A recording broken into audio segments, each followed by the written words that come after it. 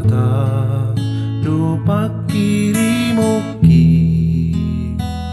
Itanolah nang awang-awangi ibanado haposaki totong do diramo tilakaki Torope maramana hopia debataki do sumaihuna Hosro haki sorang doa ibanado naman dongania.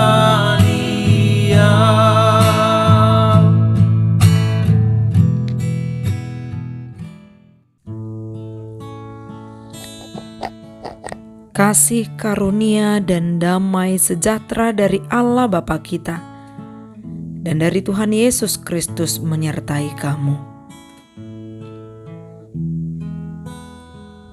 Firman Tuhan pada hari ini tertulis dalam surat Paulus yang pertama kepada Timotius, pasal 4 ayat yang ke-10. Itulah sebabnya kita berjerih payah dan berjuang, karena kita menaruh pengharapan kita kepada Allah yang hidup, Juru Selamat semua manusia, terutama mereka yang percaya. Demikian firman Tuhan. Pengharapan menumbuhkan semangat perjuangan. Siapa lagi dari antara kita yang tidak mengenal Thomas Alva Edison? Dialah salah satu penemu terbesar di dunia. Salah satu temuannya itu ialah bola lampu. Meski ia sudah berulang-ulang melakukan eksperimen dan bahkan mengalami kegagalan,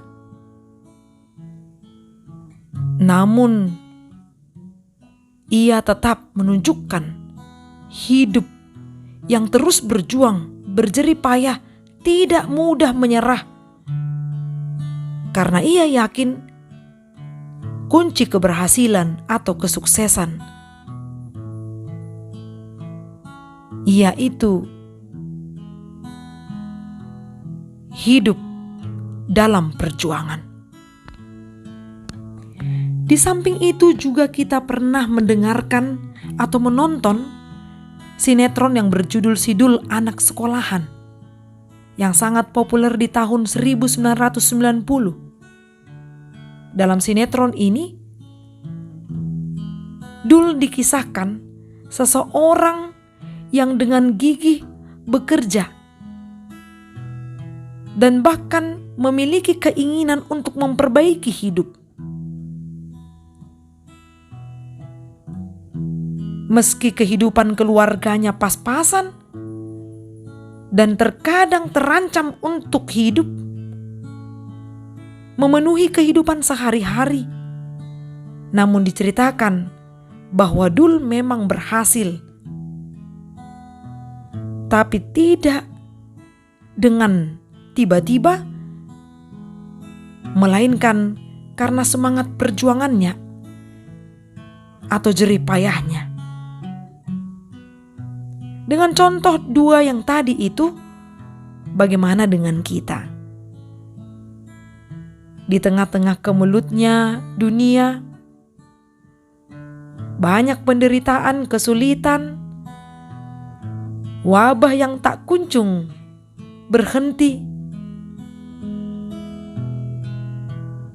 Apakah kita menyerah atau membalikkan badan pertanda kalah sebelum bertarung?